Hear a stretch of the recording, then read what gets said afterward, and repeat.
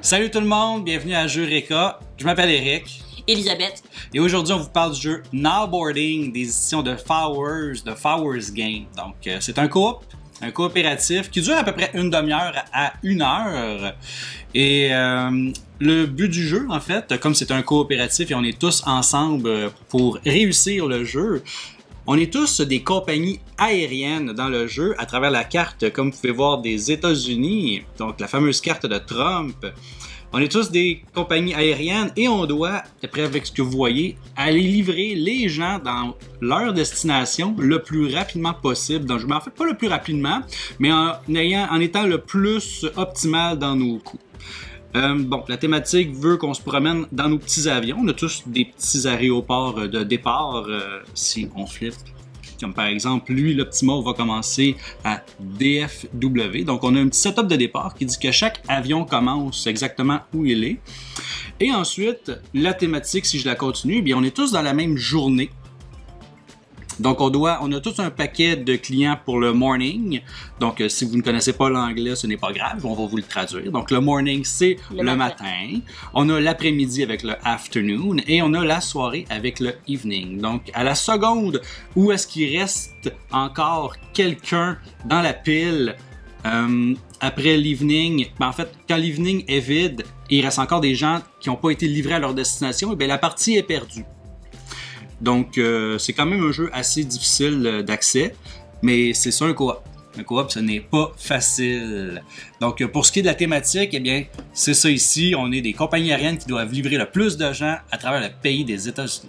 Donc, dans Nowboarding, on incarne des compagnies d'avions et notre but, c'est d'amener toutes les personnes à destination. Donc, elle veut aller à DFW, elle veut aller à Miami, lui veut aller à Atlanta, Seattle, et vous avez compris le principe. À chaque tour, selon le nombre de joueurs, nous allons avoir un certain nombre de clients qui vont arriver dans les aéroports. Donc, dans une partie à 5 joueurs, il va y avoir 4 personnes. Donc, lui, il arrive à Ord, ici, Chicago. Atlanta, Dan. Non, pas Dan. Il est ici. Ah, il est là. Miami et Miami. 1, 2, 3. Ben, vous avez compris le principe. Donc, on rajoute les gens et on regarde le plateau. À ce moment-là, on peut parler un peu, mais on va falloir éventuellement tourner le sablier, révéler tous les clients qui arrivent dans les aéroports, savoir où ils veulent aller. Pendant le temps du sablier, nous avons le temps de faire nos actions. Nos actions, c'est de se déplacer, prendre des clients. Donc, disons, moi, je suis vert ici, mais je pourrais décider de prendre ce client-là, le mettre dans mon avion, aller 1, 2, 3, aller à DFW, déposer peut-être le monsieur ici pour prendre celui-là. Et vu que j'ai un avion de vitesse de 4, on voit sur les hélices, j'ai le droit de faire un 4e déplacement pour peut-être me rapprocher d'Atlanta. Mais sauf qu'on fait tout ça en simultané. Donc le mauve, pendant ce temps-là, il va prendre le client, il va aller vers l'axe, il va faire 1, 2, 3. Lui, il a un déplacement de 3, mais il peut avoir 2 personnes dans son avion.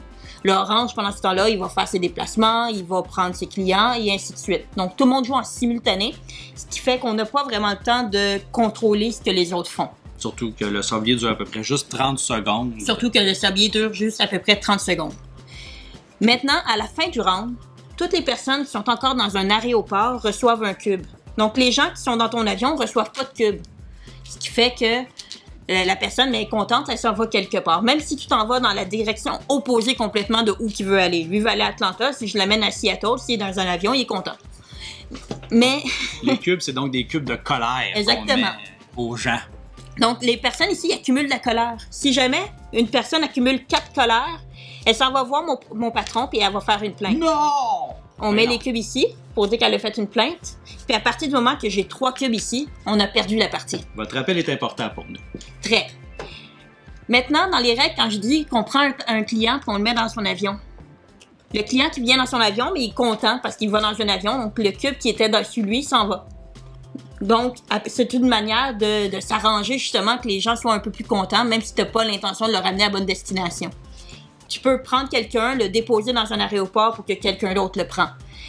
Puis tu n'auras pas le choix de le faire parce que sinon on va tous se retrouver dans le même groupe puis on va pas être assez éparpillés dans la map. Une fois qu'on a fait toutes nos actions puis que le sablier nous dit qu'on a terminé, on va aller dans la phase achat. La phase achat, c'est là qu'on va pouvoir acheter soit des bancs, soit de la vitesse, soit des routes. Donc, comment qu'on fait de l'argent? C'est assez simple. Au final, si mon avion retourne à Atlanta et j'ai quelqu'un qui veut aller à Atlanta, je le mets de côté comme ça ici, puis ma carte, en étant retatée, devient de l'argent. Dans le fond, le client, il est content, il m'a donné du pourboire. Donc, il vient ici, puis j'ai un peu d'argent. Ici, vous avez la vitesse. Donc, si je prends celui-là, je le mets dans mon avion, mais maintenant, je peux aller à 5 au lieu de 4. J'aurais pu aussi le tourner, puis mettre ça comme ça ici. Si je veux avoir plus de gens dans mon avion, je prends un banc. Je le prends, je le mets ici, puis ça fait comme ça ici. Un espace de plus.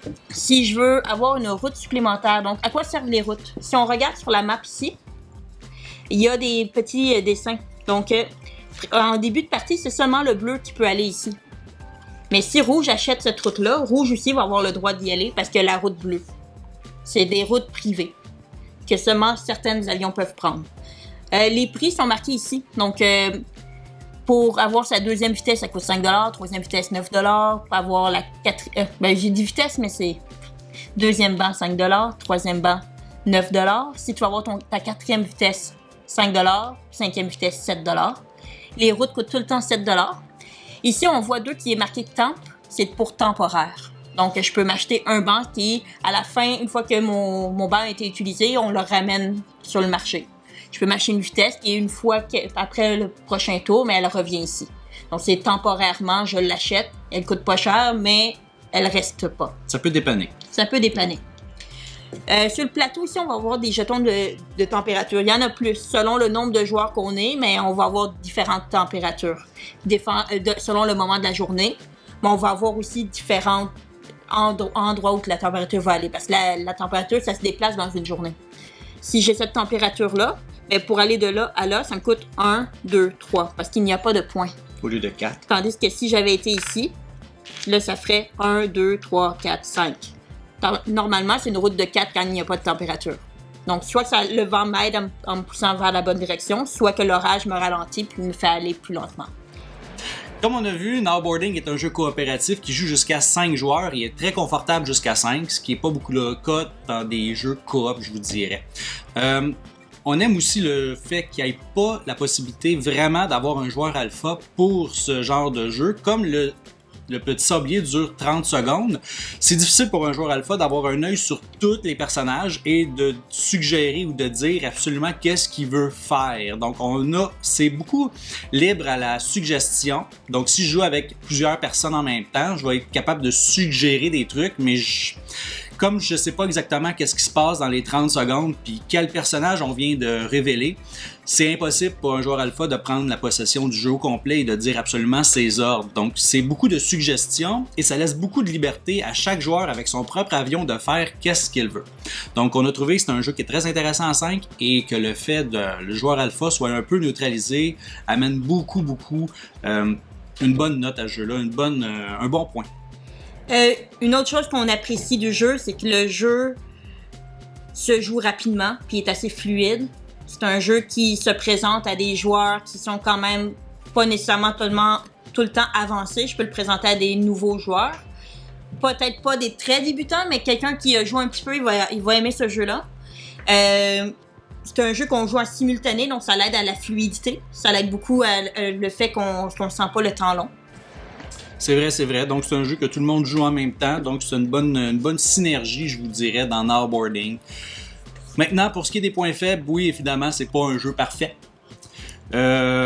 Le problème avec les jeux de Fowers, c'est que les boîtes sont souvent petites. Donc, c'est un petit problème qu'on a avec la côté matériel. Il y a tellement de matériel aussi qu'on veut les protéger. Donc, on a protégé avec nos petits jetons ronds parce qu'on a l'impression des fois que le matériel, regardez, si vous regardez les cartes, ça commence peut-être un peu à se pas désagréger, mais on voit que l'encre commence déjà un peu à disparaître. Donc, pour ce qui est de la qualité de Fowers, c'est bon. Mais ça serait un petit point négatif. Bon, c'est un jeu de société aussi. C'est fait pour être trimballé. Donc, c'est sûr que des fois, l'encre, c'est pas la meilleure qu'on a l'impression d'avoir. La boîte est petite, donc tout le stock à l'intérieur fait que ça devient assez compact aussi. Donc, c'est quand même... Il aurait pu se forcer pour avoir une petite boîte un peu plus grosse que ça. On aimerait ça avoir des grosses boîtes, mais pas des des immenses non On veut plus. pas de l'espace perdu non plus. Non, mais c'est ça. Mais là, il n'y a même pas d'espace. Ça rentre fit flush, là, je vous dirais. Là. Fait que ça, c'est un petit peu... Il aurait pu se forcer un petit peu pour ça. Pour ce qui est aussi du prix du jeu, je trouve que c'est un petit peu cher payé pour que ce soit teeny comme ça. Dans la même lignée des matériels, on va parler ici des sabliers, puis on va parler aussi des... commencer par les sabliers, puis de la fiche ici. Ouais. Donc, à la base, les sabliers sont identiques. Le plus et le moins, si vous le voyez à la caméra, on les a écrits au Sharpie. C'est homemade. Crayon. C'est homemade. Parce qu'il y a un sablier qui est comme 10 secondes de moins que l'autre, mais ils sont exactement pareils. Puis selon le nombre de joueurs que tu joues avec lui ou lui. De 45 secondes. Donc, à chaque fois, on commençait la partie où on faisait, OK, lequel qui est le plus lent? Puis là, une fois que le sablier était fini, on fait, OK, on joue avec celui-là ou on joue avec celui-là. C'est ridicule. C'est un peu drôle. Cette fiche-là, je l'aurais faite en 2 feuilles parce que pendant la partie, on la tourne. Donc, à chaque fois qu'une pile se vide, on revient de ce côté-ci pour savoir, OK, combien maintenant que je rajoute de clients par jour, combien de température que je change de place. Donc, il faut que tu te reviennes ici pendant la partie. Une fois que tu as refait le setting, tu reviens ici, puis là, tu fais tes achats. Puis là, une fois que l'après-midi, c'est fini, tu reviens ici pour faire le setting. Puis là, une fois que le setting est ici, tu reviens ici pour faire tes achats. Avec une nappe, ça va bien, mais quand tu joues pas de nappe, des fois, mais ça veut pas toujours tourner. Puis c'est un peu pour ça que les coins ont déjà commencé à s'effriter un peu. Ça a été un de nos points négatifs. Ouais. Ben, somme toute, ça reste quand même un très bon coop, un très bon jeu. On le recommande fortement. Comme il a dit, si vous connaissez du monde qui ont peu joué à des jeux de société, on les accueille avec ce jeu-là. C'est quand même assez bien. On les suggère. Ils ont quand même beaucoup de contrôle sur leur partie. C'est un jeu qu'on recommande beaucoup. Et c'est le temps de vous rajouter quelque chose.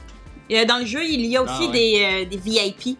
Dans le fond, quand on trouve le jeu trop facile, on peut rajouter des VIP qui sont des gens un peu désagréables, qui ont des requêtes un peu particulières. Donc, le client qui arrive ici, mais lui, il est nerveux, donc il veut voler, mais il veut pas aller par rapport aux températures. Lui, ici, c'est un mineur, donc il veut pas aller dans l'avion tout seul. Tandis que lui, lui, c'est un prisonnier. Donc, il faut qu'il y ait un deuxième banc pour mettre le policier. Donc, il y a plusieurs autres VIP. Puis quand ils arrivent en jeu, il faut que tu t'occupes d'eux parce qu'ils vont se rager plus facilement aussi. Donc, ça rajoute de la difficulté au jeu. Puis ça rajoute de la rejouabilité. Les vidéos de Eureka sont tournées à la boutique Chez Geek à Montréal.